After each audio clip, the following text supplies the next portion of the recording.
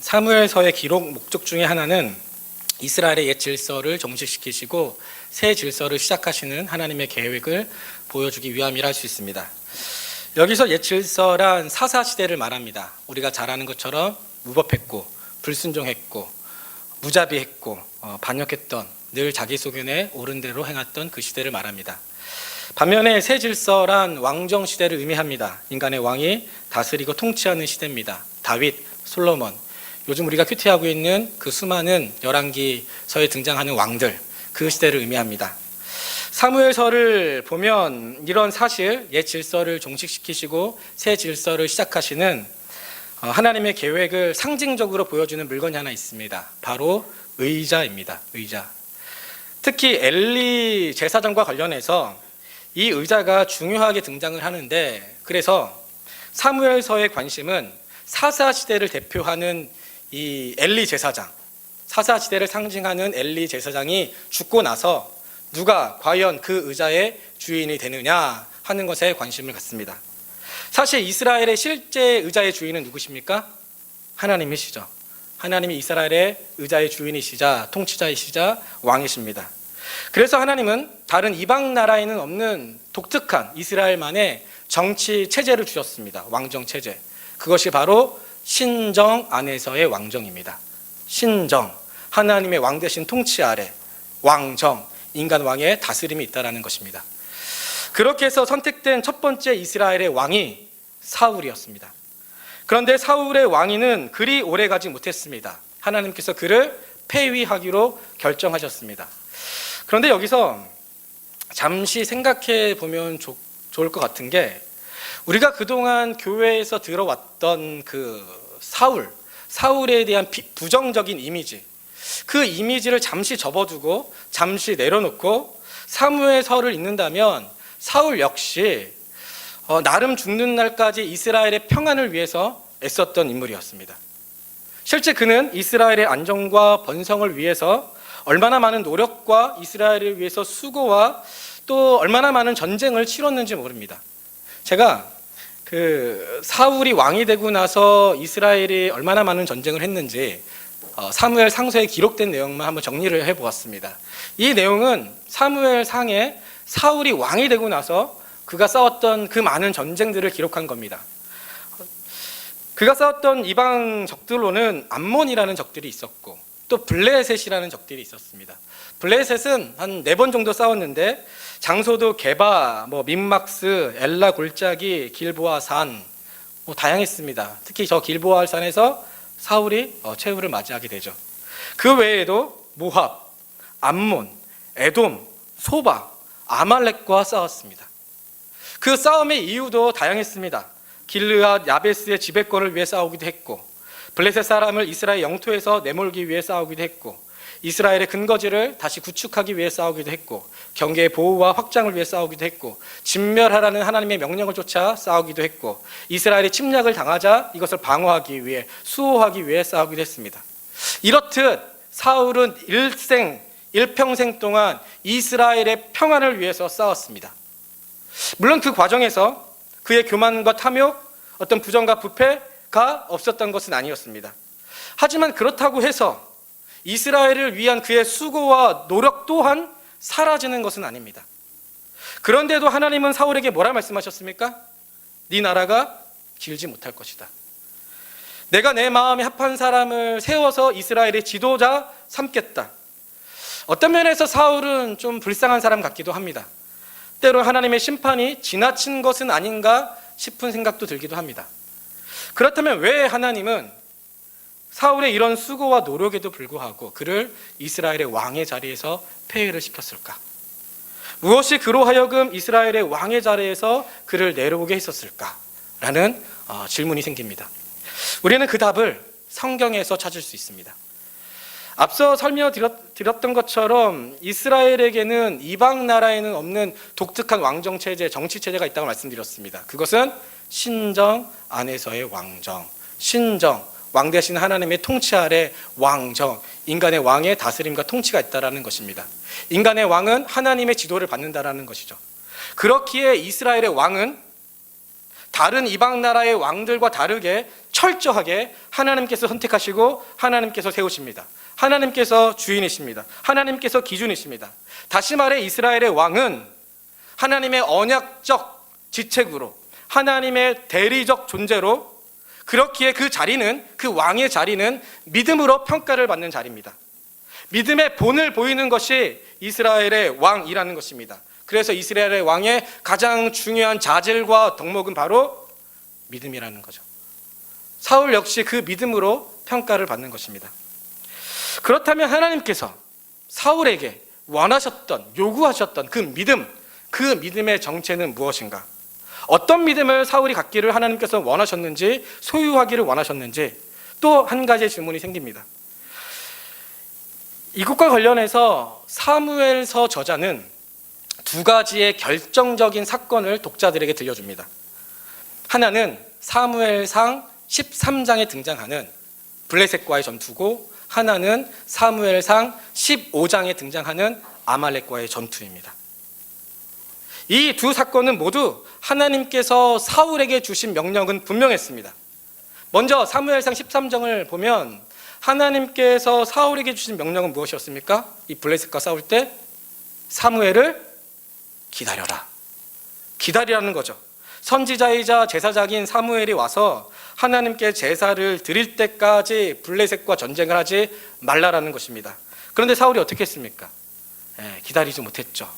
참지 못하고 견디지 못하고, 그래서 제사장만이 드릴 수 있는 그 제사를 자신이 하나님께 드려버렸습니다. 자신의 위치와 신분을 망각한 채 경계선을 넘어선 거죠. 사실 신앙은 경계선을 아는 겁니다. 신앙은 내가 할 수 있는 것과 할 수 없는 것, 인간이 할 수 있는 것과 할 수 없는 것을 아는 건데, 사울은 그 경계선을 넘어서서 마치 자신이 하나님이라도 된 것처럼 판단하고 하나님의 말씀에 불순종했습니다.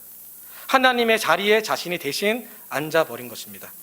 일단 이것을 기억하면서, 그럼 사무엘상 15장에서는 하나님께서 사울에게 주신 명령은 무엇이었습니까?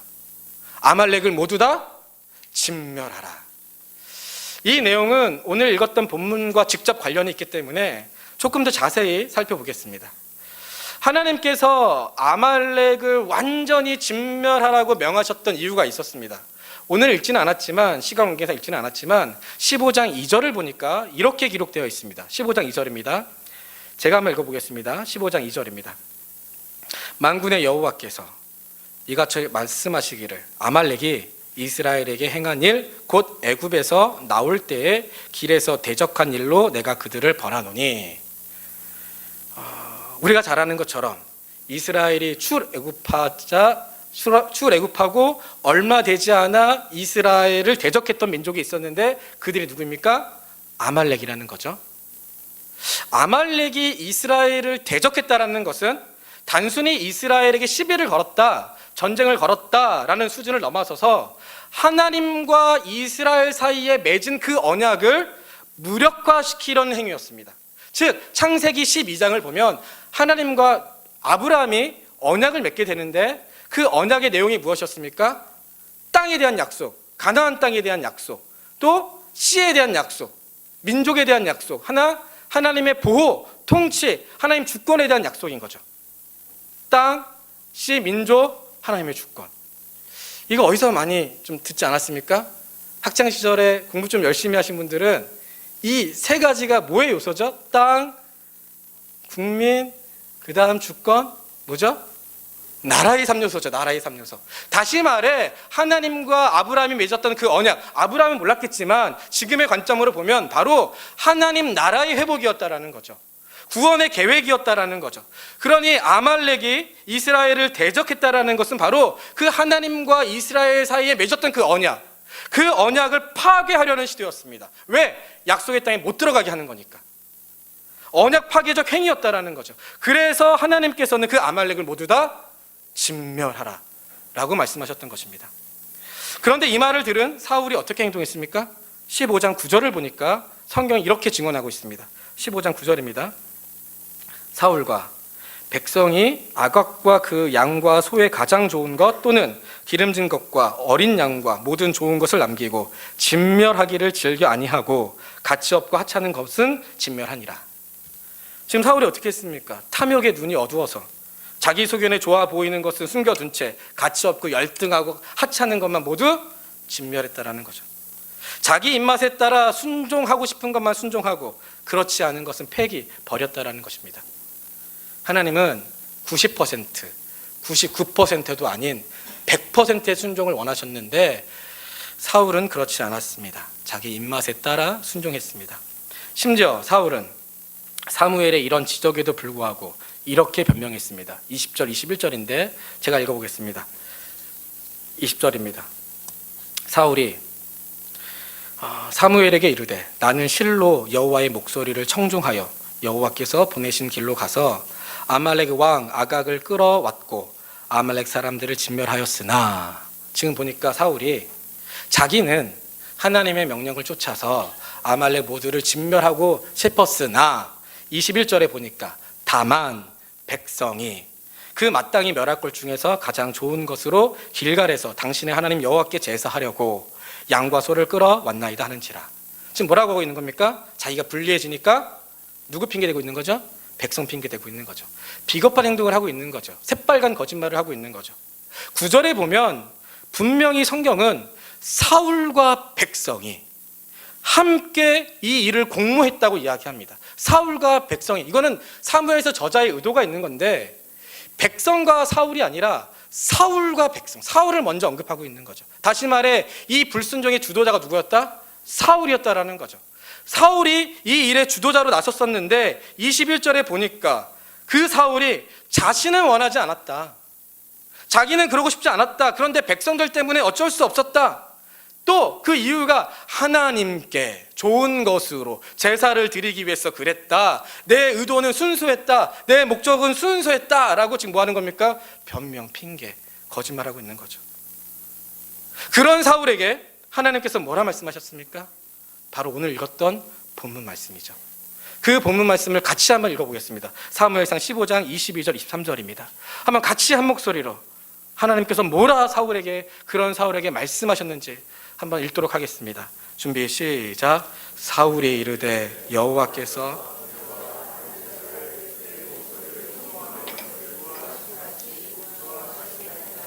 순종이 제사보다 낫고 듣는 것이 순양의 기름보다 나으니 이는 거역하는 것은 점치는 죄와 같고 완고한 것은 사신 우상에게 절하는 죄와 같음이라. 왕이 여호와의 말씀을 버렸으므로 여호와께서도 왕을 버려 되지 못하게 하셨나이다 하니, 이 구절은 사울의 그 믿음의 정체, 그 정체가 무엇인지를 보여주는 핵심 구절입니다. 바로 하나님께서 사울에게 원하셨던 그 믿음, 그 믿음의 정체는 무엇이었다? 바로 순종이었다. 그것도 하나님의 말씀에 대해서 있는 그대로 100% 순종하기를 원하셨다라는 겁니다. 자기 생각, 자기 경험, 자기 계획, 자기 고집, 심지어 자기 신앙, 그것이 아닌 하나님의 생각, 하나님의 계획, 하나님의 뜻대로 있는 그대로 하나님의 말씀에 순종하기를 원하셨습니다. 하지만 사울은 그렇게 하지 않았습니다. 자기 입맛대로, 자기가 원하는 대로, 자기가 듣고 싶은 대로만 순종했습니다. 한마디로 내가 복음을 가지고 신앙생활했습니다. 그 후안 까를로스라는 사람이 있습니다. 그 사람이 쓴 책 중에 제자입니까? 라는 책이 있습니다. 제자입니까? 워낙 유명한 책이기 때문에 아마 여기 앉아 계시는 분들도 보신 분이 있을지 모르겠습니다. 제자입니까? 그 책을 보면 우리에게는 제5복음서가 있다고 합니다. 제5복음서. 4복음서는 다 아시죠? 마태복음, 마가복음, 누가복음, 요한복음. 근데 그는 우리에게는 한 가지의 복음서가 더 있다고 합니다. 그것은 바로 내가복음.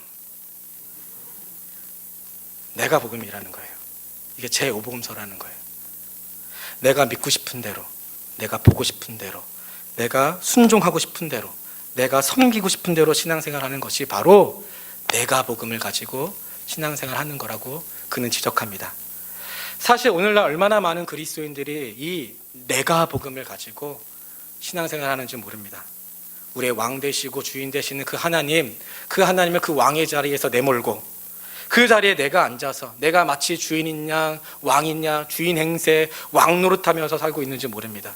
내 고집, 내 생각, 내 뜻을 앞세우면서 그것이 마치 하나님의 뜻이라고 자기가 합리화, 마치 사울이 그렇게 자기가 섬기고 싶고 자기가 순종하고 싶은 대로만 순종해 놓고 하나님께 제사하려고 그랬습니다 라고 핑계대는 것처럼, 그것이 마치 하나님의 뜻인 양 주장하면서 그렇게 내가 복음을 가지고 얼마나 많은 그리스도인들이 신앙생활을 하는지 모릅니다. 하나님은 우리가 하나님의 말씀에 있는 그대로 순종하기를 원하십니다.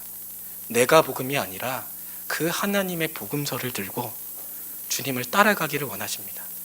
그러니 오늘 본문에 기록된 것처럼 무엇이 제사보다 낫다? 순종이 제사보다 낫다. 무엇이 순양의 기름보다 낫다? 듣는 것, 청종하는 것, 하나님의 목소리를 듣고 그 음성에 반응해서 순종하는 것.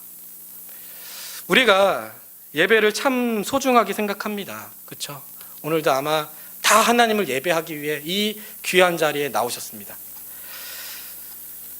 그런데 하나님은 순종이 배제된 예배, 제사는 기뻐하지 않는다라는 것입니다. 우리가 오늘 찬양 부르셨죠. 나 주님의 기쁨 되기 원하네. 내가 원하는 거 한 가지. 음이 좀 이상하셨네요. 주님의 기쁨 되는 것, 주님만. 우리가 주님의 기쁨 되기 원한다고 고백하지만 100번을 외치고 1000번을 외쳐도 여전히 하나님과 상관없이 내가 복음을 가지고 내가 내 삶의 주인 되어서 불순종의 길을 걸어간다면 우리의 그 많은 노랫소리는 소리나는 구리요 울리는 꽹과리에 불과하다는 것입니다. 성경은 심지어 거역하는 것을 점치는 것과 같고 완고한 것을 사신 우상에게 절하는 것과 같다고 말했습니다. 한마디로 불순종의 죄와 우상 숭배의 죄가 같다라는 것입니다. 사사기에서 하나님이 그토록 미워하시고 싫어하셨던 그 우상 숭배의 죄와 우리가 하나님께 불순종하는 그 죄와 똑같다라는 것입니다. 하나님께서 사울에게 원하셨던 것은 정치적, 군사적, 물질적 어떤 성공이나 번영과 역량이 아니라 바로 하나님의 그 마음을 살피고 하나님의 말씀에 있는 그대로 순종하는 것이었습니다. 그렇기 때문에 사울은 그 수많은 업적과 공적에도 불구하고 이스라엘의 평안을 위해서 일평생 애쓰고 수고했음에도 불구하고 그는 그 이스라엘의 왕의 자리에서 폐위를 당할 수밖에 없었고, 그렇게 하나님 나라의 관점으로 보면 그의 모든 수고와 노력은 다 헛된 것일 수밖에 없었다는 것입니다. 이런 사실은 우리도 마찬가지입니다. 우리 역시 사울과 같은 실수를 얼마든지 할 수 있습니다. 사울은 일평생 이스라엘의 평안을 위해서 심지어 하나님을 위해서 수고한다고 했지만 그에게는 정작 하나님이 없었습니다. 그의 교만과 탐욕, 사역, 그 일에 파묻혀서 하나님의 마음을 망각하기 시작했습니다. 이런 사실은 우리에게도 얼마든지 일어날 수 있습니다. 우리가 교회를 위해, 하나님을 위해 많은 봉사와 수고, 일을 한다 할지라도 오늘 문화 모임도 있고 또 뭐 식사 봉사로 또 섬기는 분도 있을 거고 또 교회에서 여러 안내들로 봉사하실 터인데 우리가 그 많은 일을 한다 할지라도 주님의 음성에 귀를 기울이지 않고 하나님의 마음을 살피지 않고 하나님의 말씀에 있는 그대로 순종하지 않는다면, 내가 복음을 가지고 신앙생활을 한다면 우리도 얼마든지 사울이 될 수 있다는 것입니다. 신앙생활 하다 보면 종종 그런 분을 만날 때가 있습니다. 봉사와 자신의 신앙을 동일시 여기시는 분들, 봉사와 신앙을, 그러니까 교회에서 열심히 수고하고 봉사하면 스스로 신앙생활을 잘한다고 생각하는 분들이 계십니다. 그런데 이것은 굉장히 큰 착각이자 위험한 생각입니다. 봉사 물론 중요합니다. 봉사해야죠. 하나님께서 우리가 함께 봉사를 통해서 그리스도의 몸을 세워가기를 원하십니다. 하지만 봉사를 위한 봉사가 되어서는 안 된다는 것입니다. 그 봉사 그 자체에 함몰되어서는 안 되는 것이죠. 봉사하느라 정작 중요한 그 하나님의 마음을 놓쳐서는 안 되는 것입니다. 이런 봉사가 위험한 것은 뭐냐면 어느 순간 자신도 모르는 사이에 자기 의에 사로잡힌 바리새인이 될 가능성이 굉장히 큽니다. 예수님께서 그토록 지적하셨던 그 외식한 바리새인, 우연한 바리새인이라는 말 들어보셨습니까? 우연한 바리새인. 바리새인인데 우연한 바리새인이라는 거예요. 다시 말해 자기의 열심이, 자기의 수고가 자기도 모르는 사이에 우연한 바리새인을 만들고 있다는 거죠. 봉사가 자기의 면류관이 되고 자기 뜻대로 되지 않으면 견디지 못해하고 자기 의로 다른 사람을 판단하고 그 봉사의 자리에서 내려오게 되면 마치 자신의 존재와 의미와 가치조차도 다 잃어버린 것 같고 자기보다 더 잘하고 어떤 좀 괜찮은 사람이 나타나면 시기하고 회방하고 공동체를 해치고, 성경은 이런 사람을 뭐라고 말합니까? 교만한 자라고 하죠. 사실 저희 아버지가 딱 그랬습니다. 저희 아버지. 되게 저희 아버지 얘기했는데 웃으시네요. 어느 순간 봉사가, 저희 아버지가 봉사를 정말 많이, 제가 모태신앙이니까 얼마나 봉사를 많이 하셨겠습니까? 그러니까 어떤 집안이었냐면 저희 집은 가장 좋은 것은 항상 목사님께 새벽기도, 뭐 특별 새벽기도 막 2주씩 하면 한 번도 빠진 적이 없습니다. 제가 막 어렸을 때 저희 부모님이 막 때려서 막 깨우고 교회에, 그래서 그때마다 상패를 줬는데 집에 상패를 막 둘 곳이 없을 만큼 꽉 찬 그런 집. 저희 아버지가 얼마나 많은 봉사를 하셨겠습니까? 근데 어느 순간 봉사가 하나님의 자리를 대신하고 있더라고요. 저희 아버지께서 어떤 이유 때문에 그 봉사를 못하게 되셨는데, 그리고 나서 신앙 전체 그 뿌리가 흔들리는 것을 보았습니다. 봉사가 하나님이 되어가고 있었던 거죠. 우리가 봉사할 때도, 우리는 봉사할 때 우리에게 이 일을 맡기신 분이 누구인지를 잊지 말아야 합니다. 어느 찬양의 가사처럼 나를 지으신 이가 하나님, 나를 부르신 이가 하나님, 나를 보내신 이도 하나님, 나의 나 된 것은 다 하나님의 은혜라. 제가 찬양으로 부르고 싶었지만, 나를 지으신 이가 하나님, 나를 부르신 이가 하나님, 나를 보내신 이도 하나님, 나의 나 된 것은 다 하나님의 은혜라. 신앙생활에서 정말 중요한 것은 바로 그 하나님, 그분의 마음이라는 것, 이것을 잊지 않으셨으면 좋겠습니다. 우리가 잘 아는 것처럼 하나님께서는 사울을 폐위시키시고 다윗을 그 자리에 앉히셨습니다. 다윗을 선택하실 때 그를 하나님의 마음에 합한 사람이라고 말씀하셨습니다. 그렇다면 하나님께서는 다윗의 어떤 마음을 보셨길래 그를 하나님의 마음에 합한 사람이라고 이야기했습니까? 말씀을 한 군데만 찾아봤으면 좋겠습니다. 시편 63편 1절에서 4절입니다. 시편 63편 1절에서 4절입니다.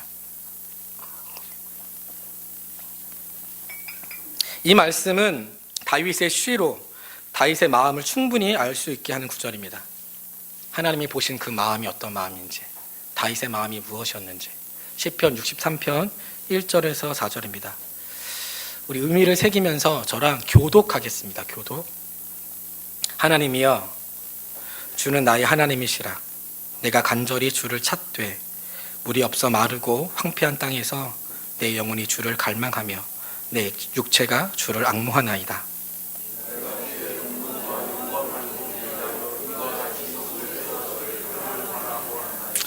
주의 인자하심이 생명보다 나음으로 내 입술이 주를 찬양할 것이라.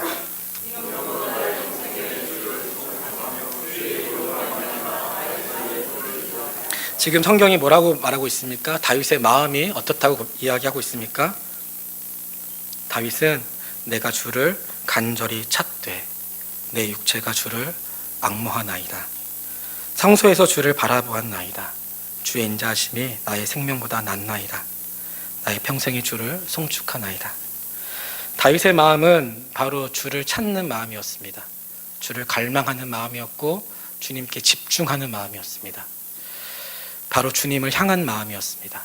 하나님께서는 이 다윗의 마음을 보시고 그를 자신의 마음에 합한 사람이라 말씀하셨습니다. 이것은 우리도 마찬가지입니다. 하나님께서 우리에게 원하시는 것은 바로 하나님을 향한 마음입니다. 주를 갈망하는 마음, 주님께 집중하는 마음, 주님을 찾는 마음, 주님이면 충분하다고 고백한 그 마음. 사도 바울이 그리스도를 아는 것 외에는 모든 것을 다 배설물로 여긴다. 바로 주님, 그 마음이라는 것. 사랑하는 성도 여러분, 하나님은 우리를 일하는 기계, 로봇으로 부르지 않으셨습니다. 오히려 우리와 교제하길 원하시고, 우리를 만나길 원하시고, 우리와 대화하기를 원하시고, 우리와 친밀하기를 원하십니다. 하나님께서 우리에게 원하시는 것은 바로 우리 자신이라는 것, 우리의 마음이라는 것. 오늘 이 자리에 다 앉아 계실 터인데 바로 그 하나님의 마음을 살피고 우리 마음을 주님께 드리는 것, 그것이라는 사실을 잊지 않으셨으면 좋겠습니다. 우리가 오늘 불렀던 찬양, 나 주님의 기쁨 되기 원하네, 이 찬양 한번 부르시고 같이 좀 기도했으면 좋겠습니다. 어떤 마음으로 찬양하셨는지 모르겠습니다. 아마 주님의 기쁨 되기를 원한다고 고백하셨겠을 텐데, 이 찬양 부르실 때 하나님께서는 우리에게 원하시는 것은 바로 우리의 마음이라는 것, 정말 주님의 기쁨 되기를 원한다고 고백하는 그 속에는 주님, 저는 충분히면 충분합니다. 주님, 내가 더욱더 주님을 갈망합니다. 주님께 집중하길 원합니다. 그 마음이라는 것, 주의 마음을 좀 기억하시면서 같이 찬양했으면 좋겠습니다.